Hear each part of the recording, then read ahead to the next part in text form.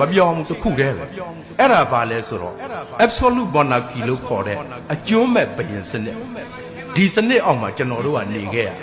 အဲ့တော့ तू ကဆက်ဖွင့်ပါတယ်ဒါဖြစ်ရင်ဗမာပရိသေစနစ်ဗမာဘယင်စနစ်ဟာဘာတွေထူးခြားလဲ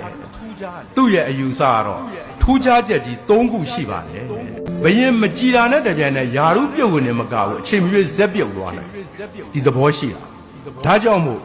ဒီပရိသေတွေကဘယင်ကိုခေတ်စကားနဲ့ပြောရင် check and balance အထိန်အခြေသူတို့မလုံနိုင်ဘူး။နောက်ကြောင်းတော့ဗမာပြည်မှာအနောအထာလက်ထက်ကစပြီးဒီနေ့အထိပဲဆိုပါတော့အစိုးရကိုအထိန်အထိကောင်းကောင်းလုံနိုင်တဲ့တန်ခါအဖွဲ့အစည်းမရှိပါဘူး။မနေနိုင်လို့တန်ခါတွေက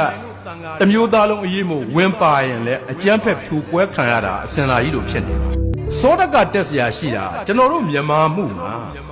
မင်းကျင့်တရား10ပါးဆိုတာရှိပါတယ်ဘယင်ထင်ရလို့မရဘူးဆိုတော့စောရကသို့တော့အဲ့ဒီမင်းကျင့်တရား10ပါးဟာဥပဒေမဟုတ်ပါဘူးကျင့်ဝတ်ပါဘယင်တစ်ပါးကမင်းကျင့်တရား10ပါးနဲ့ညီရင်လူတို့ရဲ့ချစ်ခင်လေးစားမှုကိုခံရမယ်မင်းကောင်းမင်းမြတ်ဖြစ်မင်းကျင့်တရားချိုးဖောက်တော့ဘာတတ်နိုင်လဲကွယ်ရာအတင်းပြောရုံကလွယ်လို့ကျွန်တော်တို့ဘာမှမတတ်နိုင်ဘူးမင်းကျင့်တရား10ပါးချိုးဖောက်တယ်ဆိုပြီးဘယ်ဘယင်ကိုမှတရားစွဲလို့မရဘူးဥပဒေပြဋ္ဌာန်းချက်မှာမဟုတ်ဘူးနိုင်ငံတကာမိသားစုကအစိုးရတကူကတရားနည်းလည်းမကြဘူးလို့ယူဆတဲ့၍သူ့ဈေးဝါကြောပဲမလုပ်တော့တကောင်ကျွတ်ဘဝမတက်နိုင် globalization ခေတ်မှာဘယ်သူမှအထီးကျန်ဘဝနဲ့မလုံးရောဒါတစ်ချက်